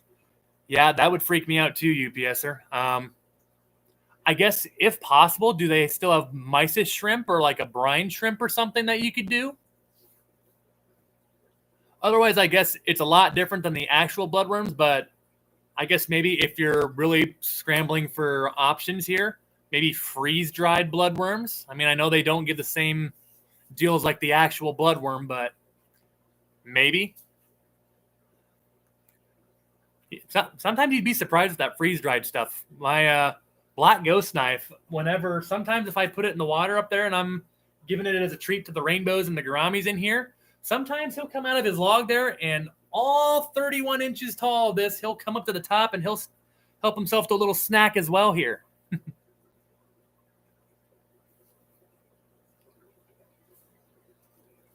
Alice B., anyone know how to tell if your neon tetra is pregnant? I honestly have no idea. In terms of like fish breeding with really any tetra in general, I'm sorry, I'd be no help there. Chris Robertson says, Congo Tetras run about $13 from a good store in Omaha. Okay. But they'll run about $5.35 at Fish Fix. Okay. Yeah, I need to get back to Fish Fix again. It feels like it's already been too long since I've been there. Especially since the main guy there, his name is Al, to those of you that don't know. And if you don't know what we're talking about, the Fish Fix, it's where I got my Mabu puffer. It's also where I've gotten some angelfish. It's where I got my typical Congo puffer. And speaking of Congo puffer, I need to share some news on my spotted Congo here. But Fish Fix is an awesome place. I need to go back there because he's always getting some awesome fish, not just with puffers, but like shell dwellers, live bearers, angelfish.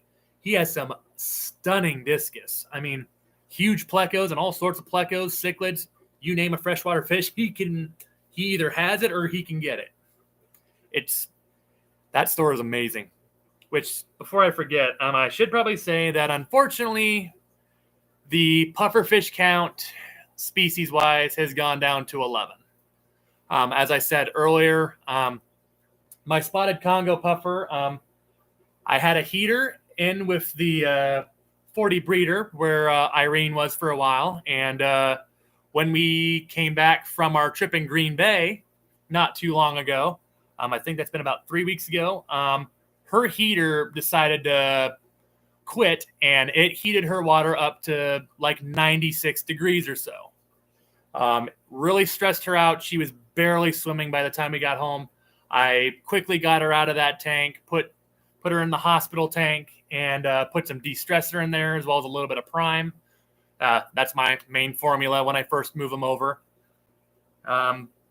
She fought on for about a good week and a half here, but unfortunately, my last remaining spotted Congo puffer did not pull through.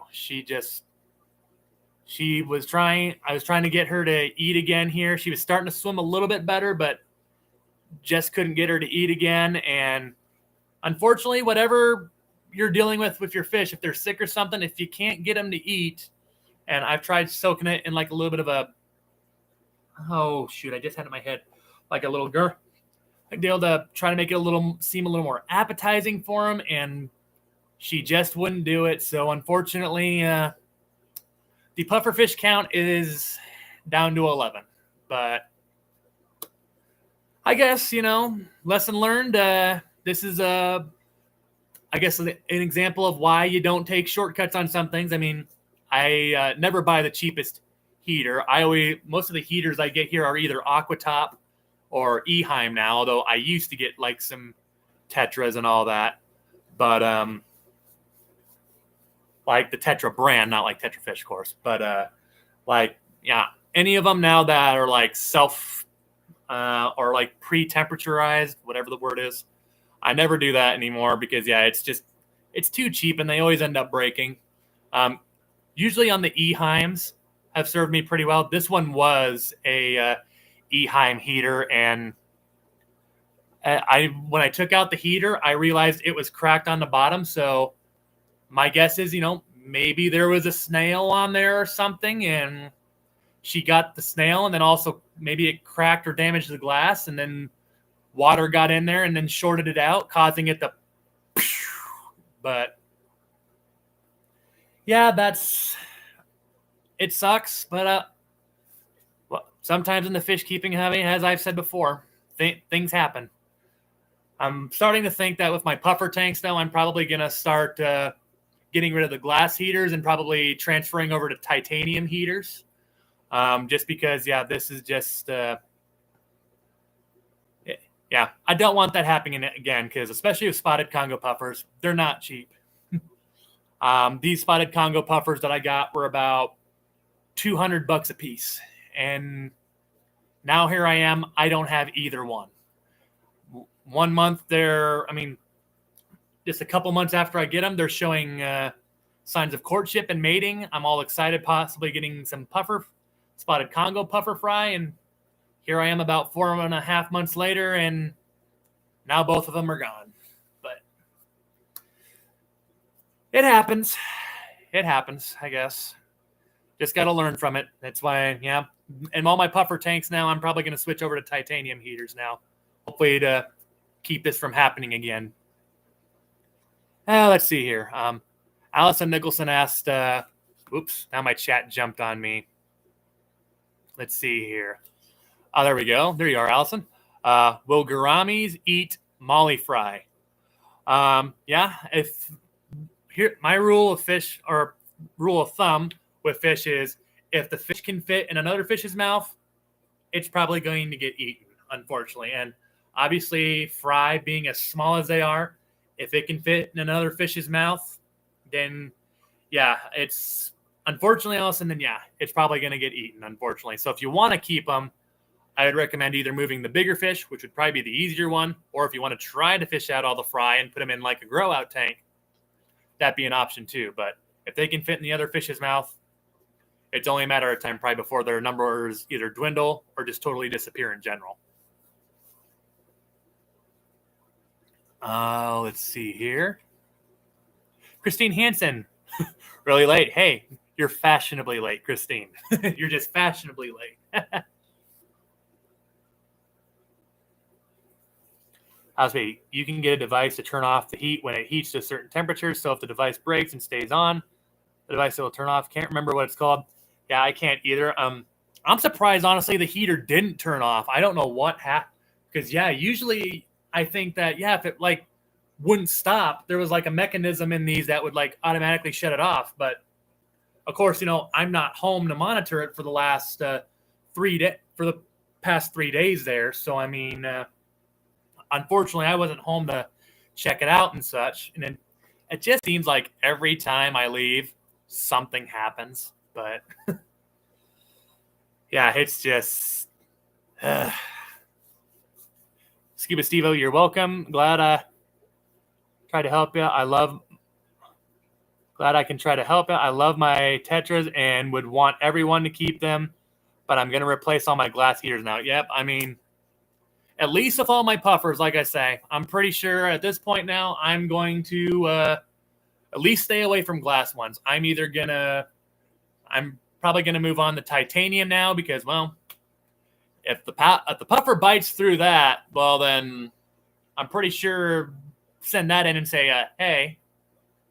But yeah, I'm pretty sure even a Maboo might do damage on it after a while. But yeah, titanium, at least not going to break as easy.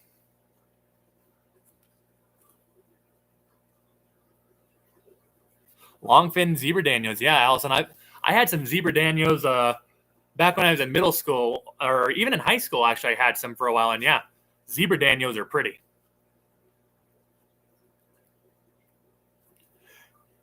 Kim, I apologize if I mispronounced your last name, Kim. I am never good at pronunciations here, guys. So if I ever mispronounce the name or a word that you say, I truly apologize. Kim Geiser, just got my first Fahaka. What are some options for food, and do they hide in the sand? They can hide in the sand. I've only seen one time where my Fahaka Finley has ever buried herself in the sand. But they can do it. They also like to, if they don't bury themselves in the sand, they like to chill on the sand once in a while, especially after eating a good-sized meal. They'll just sometimes sink themselves down, or at least mine will, and just rest their bellies on the sand there as they just chill and digest their meal. Kind of like a snake almost. But yeah, sand is good and all that. And honestly, if you're looking, I don't know if you already got sand and all that, but I know some people sometimes think I'm crazy for this. I honestly, with a lot of my puffers, I just get play sand. And I know, yes, play sand is super dirty at first, but I am all right with paying $3 for a 50-pound bag of play sand and just spending all that extra time washing it. I mean, think about it. You go get the sand at Petco and PetSmart, you can easily pay, 20 pounds of sand, and you're like, $35 sometimes even around 40. I mean, whereas, you go to Home Depot, get a bag of Quick Creeks play sand and all that, and just spend all the extra time. You can buy 150 pounds of sand like that and maybe pay $10. Or at least that's what I always do. I have no problem spending all the extra time to just go out and spend the extra time cleaning play sand and such, save that extra money.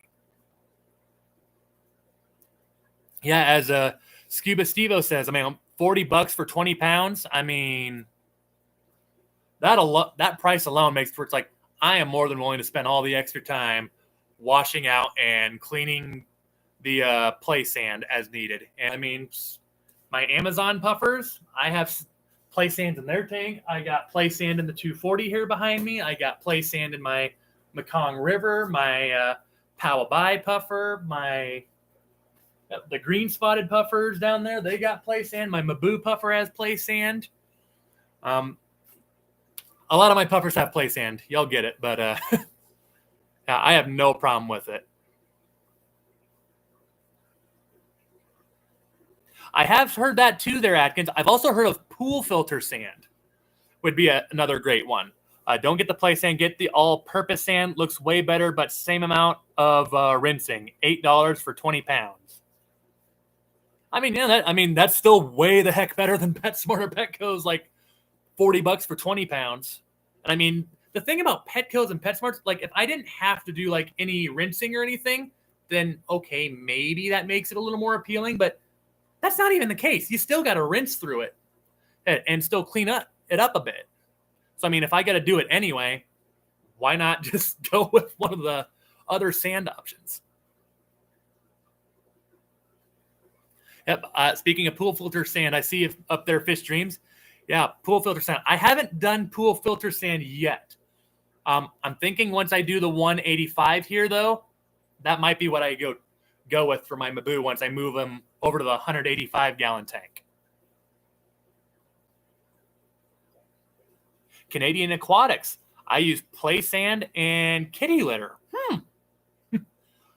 Got to be honest with you, I haven't heard of anybody using a kitty litter before. That's a new one.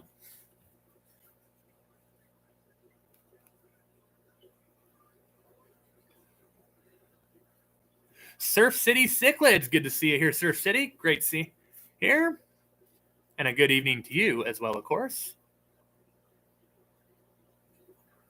Chris Robertson. Yeah, I was wondering about that too. Something sounded off about that, but I didn't want to say anything because I literally don't know anything about that.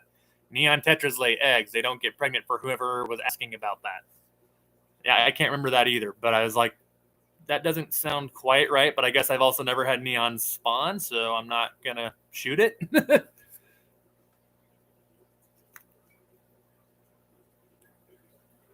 Looking all the way through. Liquid Zistia on the one earlier. It can get expensive, but the best way is a titanium heater. Absolutely. I mean, the problem is it's probably the main reason why I never went with a titanium heater in the first place. They get super expensive very fast, as you just said. Within something like the Inkbird controller, what will shut the heater down if it starts getting too hot? Yeah. I mean, as you said, it gets expensive fast, but I mean, puffers are not a cheap fish. So in some ways, yeah, it kind of it's kind of one of those times where I had to sit back and be like, all right, you know what? We've done this now. Like, this happened once. Do we want to take a chance on this happening again? And obviously with two $200 puffers just going through what they did. I mean, one of them wasn't because of the heater, but still being like, okay, what if that happened to like my Fahaka or my Maboo and all that? Like, something happened. If that happened to my Fahaka, that would crush me. I would be upset at myself for a very long time, but without getting too crazy on that, I mean, yeah, it's just. But yeah, I'm going to start transferring over to titanium heaters because, yeah, don't want this happening again. Fool me once, shame on you. But if it happens twice, well, then got to start looking at the person in the mirror.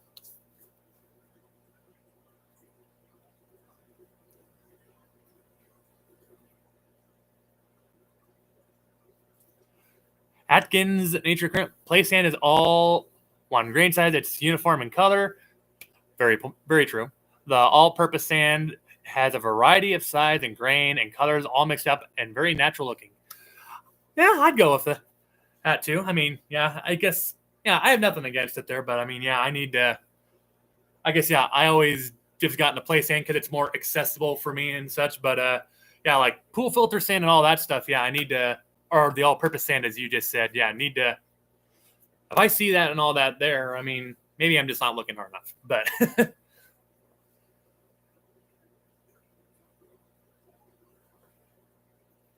Drop a link on which titanium heater you use, please. Well, I haven't got any just yet. Well, actually, I do have one here. Let me get the box real quick. I'll be right back. I got one for initially when I started setting up the saltwater tank. But obviously, now that that's not turning into saltwater, I don't know. Well, I'll probably end up still using it.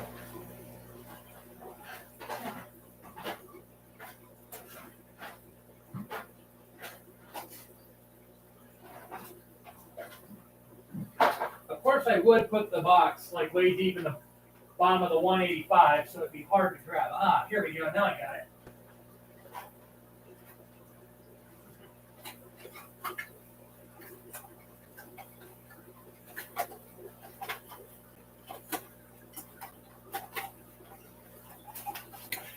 All right, here we go. Well, that ended up being a little more work than I was hoping it would be.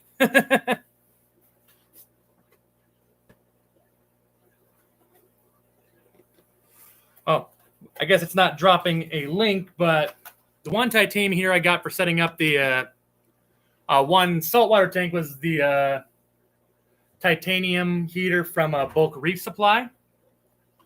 That's the one titanium heater I have right now. That's the one that's going to go in the 185 later once we move the Maboo over. But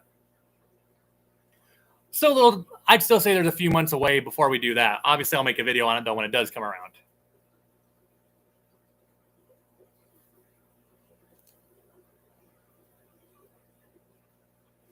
Only Oscars, do pea puffers need brackish water as adults? No. Actually, brackish water can actually harm them more than do good. Pea puffers are a true 100% freshwater puffer. And yep, just as Atkins says, yep, nope, pea puffers are a full freshwater puffer their whole lives. Yep. Actually, like I said earlier, putting pea puffers in brackish water can actually do more harm than good. So, no, don't put any specific gravity with your pea puffer.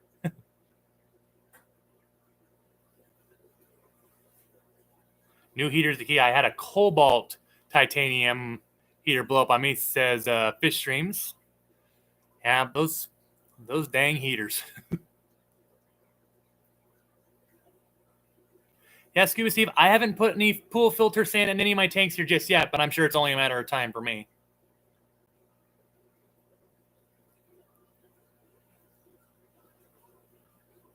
Oh, let's see here. We've already gone over an hour 40 here, guys. This might be a new record in terms of how long a stream has ever gone for me here. Yes, as Atkins also says, you can breed pea puffers in freshwater. It's tough to raise them, though. Yeah, I mean, I've clearly had males and females before in pea puffer tanks before. I've never seen any signs of courtship, mating behavior whatsoever, which is, I guess, okay. But really, honestly, trying to breed puffers in general can be very challenging. Some species of puffer, it's just totally impossible in general because some species of puffer go through like a plankton stage. Thus, it's just not possible to do in home aquaria. But pea puffers, yeah.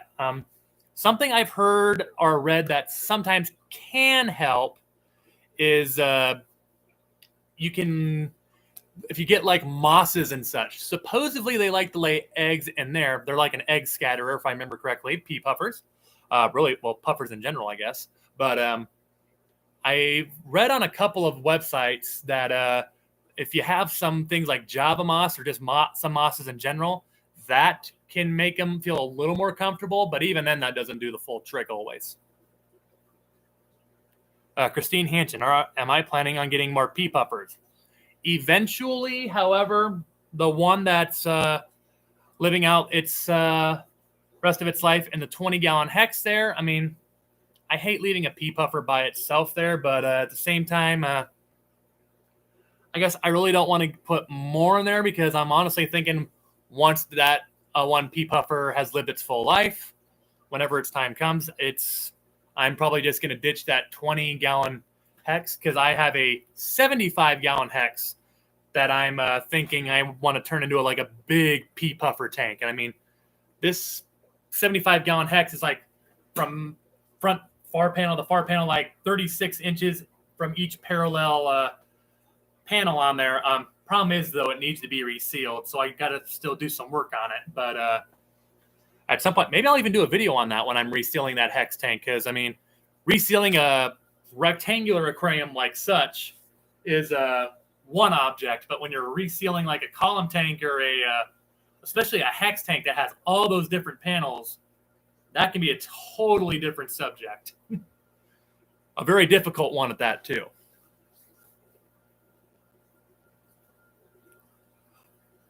Absolutely, Steel. I mean, I love those Monties are probably one of my favorite rainbows too. I like the turquoise ones though too, as well as the goiter rivers. The goiter rivers with the orange and the like the little black stripe they got going down their body. I think those things are very beautiful. Oh, let's see here. We'll go a little bit longer here, but I've heard the wife come inside, so probably going to be time to get dinner here soon. Fish streams. My biggest issue with pea puffer feeding live foods like snails and bloodworms every day, you just have to stay up on water and taking out the snail remains. Exactly. I mean, really, that's puffers in general, is just cleaning up their mess. So, yeah, you don't jack up the nitrates and nitrites. That's really the main key in general. Or even once you especially get with the bigger puffers, like the Fahaka, or once my Mabu gets of size, or really even my Arrowhead or the Dragonback when I had them. They get big enough to where, yeah, they can make some substantially sized poo. So you got to keep up with that, or yeah, it can really, they can really mess up the nitrates here really quick. Liquid Zoo only fins. Yeah, Matt, I mean, fish don't really have to be fed every day. I mean, little fun fact about my fish room. Yeah, my fish don't get fed every day. Usually I'll feed them like 3 or 4 days in a row and then skip a day and then, yeah, repeat the cycle. I mean, usually my fish will get fed like 5 times usually per week. I'll usually skip about 2 days in the middle, or, well, not back to back, but you get it. I'll skip a day somewhere in between there after every 2 or 3 days or so. Liquid Zoo, only fin, yep. Especially once they're of adult size, because then, yeah. My Fahaka puffer, though, if she could talk, might say a little different. She just, my Fahaka puffer gets the better of me every time. It seems like every time I walk by her tank, she's begging for food, and more times than not, she gets the best of me. And yeah, Allison, I think Joey did a video on that in recent past, but I haven't watched Joey a whole lot, though, recently. So maybe I need to catch up. I mean, yeah, that's another thing, Steve. I mean, I skip a day on purpose to prevent bloat, and if that helps clean their system out, I feel like, I mean, I also feel like it kind of helps, you know, keep the tank cleaner longer and all that. Because, I mean, even if it's flake food, guys, I mean, they can still bump up the nitrates and such. But, so, I mean, I think it also, that's another reason why I also do. I mean, as the bloat, as you said there, Steve, I mean, another reason why I don't do it is also because, yeah, it's just, it's also helps keep the parameters in check longer, I feel. Atkins Nature Aquariums. Joey is the king of DIY. Or at least I presume that's the Joey that we're talking about. Fishy Dreams, yes. Some fish do need to be fed every day. Sometimes 2 times or more every day. Like angelfish fry. My uncle, who was a past angelfish breeder up in the Twin Cities, he would sometimes feed his angelfish fry 2 to 3 times every day. I know everybody kind of has their different methods about that, but that's the way he did it, and he was successful for it for a good amount of time. I want to say 10 plus years. He's kind of slowed down since. He's been thinking about, I think, getting back to doing that, but he still does like a lot of plants and such here. But now that some of his kids are moving out of the house and such, or my cousins are moving out, maybe he might get back into that, though. If he does, though, I'll definitely have to get some of his angels that are down there, because some of the angels he had when I was really, really young, before some of my other cousins came in the picture, were gorgeous.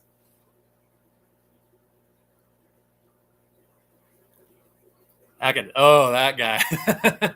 Yeah, I've heard a lot of mixed things about Joey, but I guess in case someone's here, I don't want to step on toes. I mean, I like his content. He was I would say he's one of the handful of YouTubers that kind of persuaded me, we'll say, or encouraged me, not personal, like not actually physically him saying, hey, you should do one, but just seeing his content is like, that'd be fun to do.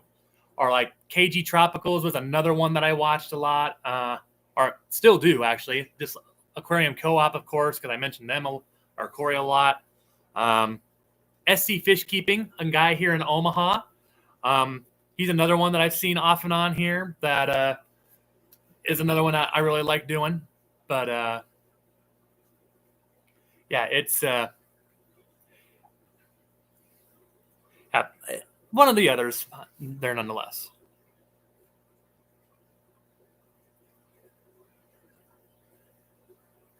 Yep, same thing, Matt. Liquid Zoo there.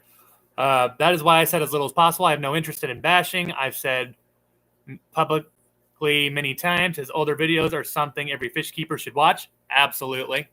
Like watching his how to build a plywood tank, among other ones there. Absolutely, Matt. So many good money-saving tips and ideas. Absolutely. And I guess without going to it, I myself personally feel like that his channel. I mean, he still talks about some things, same you know, but some of it's also just kind of like, hey, look what I'm up to. Which I mean, I'm not bashing. Don't get me wrong, because I mean, I know on my channel, I kind of do that quite a bit myself here. Like, hey, look at the puffer I just got. But I mean, nothing's wrong about it. Yeah, compared to what he's done in the past, though, yeah. But yeah, I'm with you, man. I don't want to bash him. But yeah, I find myself watching more of his older stuff than I do his newer stuff there. I mean, the fact that Joey has a Fahaka doesn't hurt anything.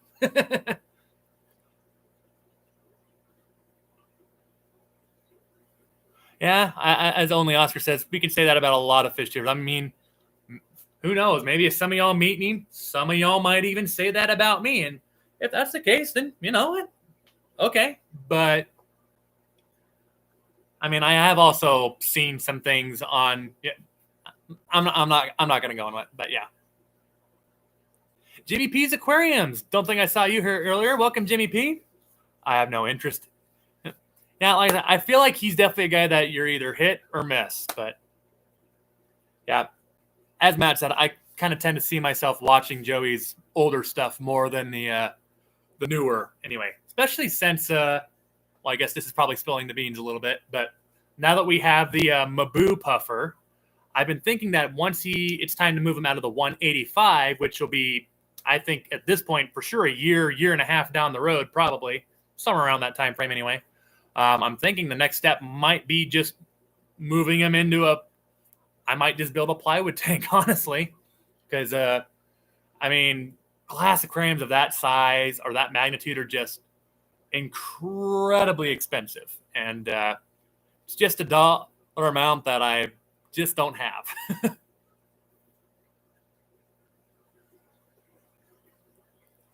All for awesome folks here. 39 likes, 29 people watching. Every single one of y'all are awesome. Can't thank y'all enough. It's about 8 to 7 here. I believe Steenfot is going live at 7 p.m. Central Time, that is.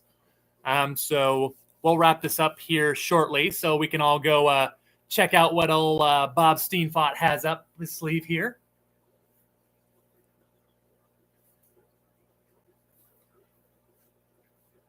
Let's see here.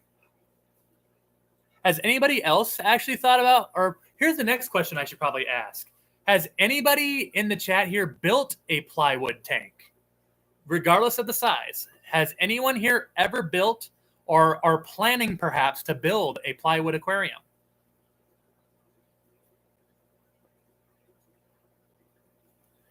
Hey, absolutely, Fishy Dream. Great, saying the great stream. Thank you very much. I mean, hey, these streams are always fun. I'm glad that we started doing this and such because, yeah, I've been wanting to. The main reason I do this stream is because, yeah, in the video I know I can show you guys what I'm up to, but it's not the same kind of interaction. That's why I like these streams. It gives me a chance to sit here and chat with you guys. Sometimes just sit here, hang out, chill on a Monday evening, or if we ever change it, I guess whatever day it is. But it's just fun to come on here and see what everybody's up to. Liquid Zoo really wants to build a plywood tank. I mean, me too. And now that I kind of have the Maboo puffer, I kind of have to now. I mean, unless I rehome it to somebody else. I mean, we do have one of the nation's greatest zoos here in Omaha. I really don't want to resort to that, though, if I don't have to. I'd rather not give away my fish. But if all else, they have like a huge aquarium facility, which obviously some of y'all may already know. My wife and I, we actually got married in the Omaha Zoo's aquarium, which was stunning. Just getting married in front of an aquarium that was thousands of gallons full of life of all sorts. And then having dinner in a shark tunnel. That's something in my life I will never, ever forget. Not just because it was the wedding, but I mean, well, obviously because the wedding part, but just getting to see all that life swimming around and all that and just eating dinner there. something I'll never forget, and I would love to be able to do it again someday.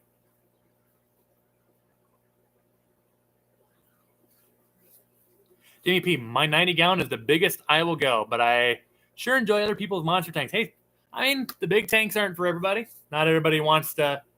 I mean, I guess I love the big tanks and all that because, well, more possibilities, but yeah, it's not for everybody. Jimmy P is the Walmart greeter of the fish fam. That's why we love him.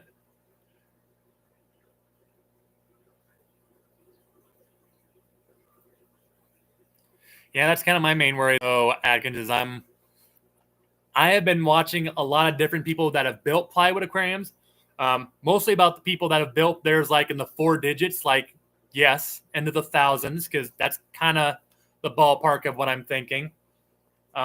There was somebody, and I can't remember the name of the channel, but they made a plywood aquarium that I want to say was like 20 feet long. I might be overestimating that, but I know it was like 6 feet front to back. I kid you not. And I wish I could remember the YouTube channel that I saw. And it was a very long video, but it was very entertaining just to see him build it and see how he built it. It was so cool. I mean, honestly, though, if I built an aquarium that was 6 feet front to back, I might honestly take up over half my basement here. So that's unfortunately just not in the cards for me. Probably be super expensive because by the time you include like the equipment to filter and run that tank, like the sump, the heating, the filtration and such, I mean, the price tag just has to be ungodly high.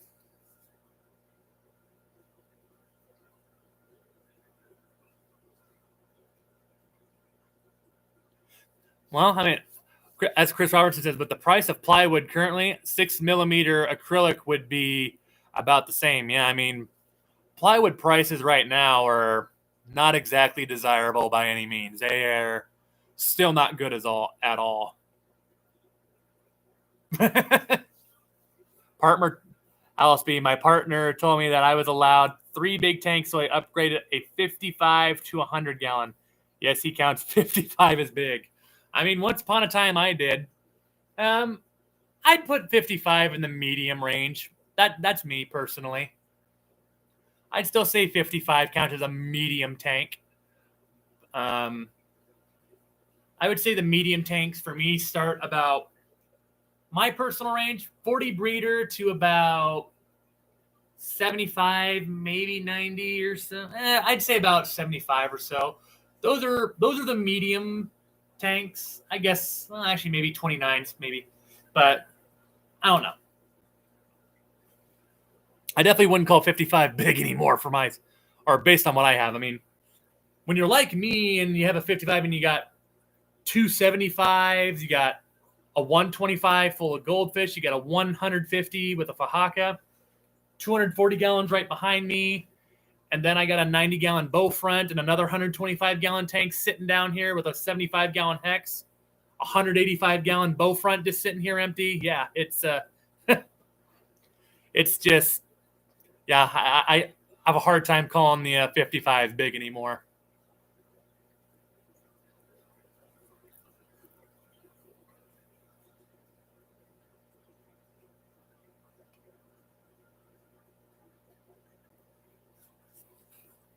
Oh, let's see here.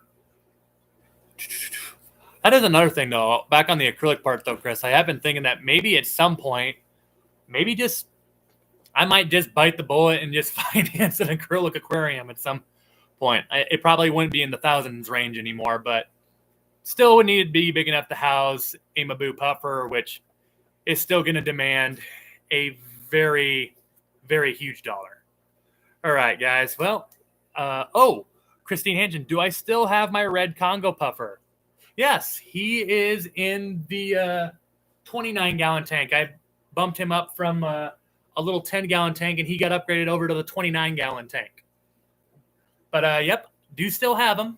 He's still a very, very picky eater. He scared me for a while. I thought he was gone for one moment because he wasn't eating very well, but then he finally learned, I think, that at some point you need to get going, though, or start not being so picky, but gave him some ghost shrimp, some snails, and all that. No problem, Sench. But yeah, guys, I'm going to have to go ahead and jump here. I know Steenfot Aquatics here, I believe, is going live here shortly, if he hasn't already.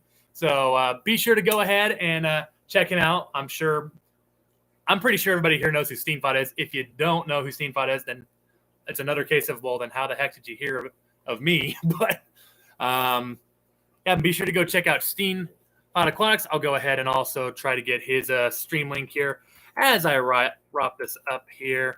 But thanks every single one of y'all so much here for all the support. Each and every one of y'all are so awesome here, constantly coming here, supporting us or supporting me here on the channel here. It's greatly appreciated. I can't even begin to express the gratitude, everyone. But one more thing, Jimmy P, what's the footprint of the 240? Asthmate, I would like that. It is 6 feet long and 2 feet front to back. I believe it's 31 inches tall. Something like that. But I know 6 feet long, 2 feet front to back, and I want to say 31 inches tall.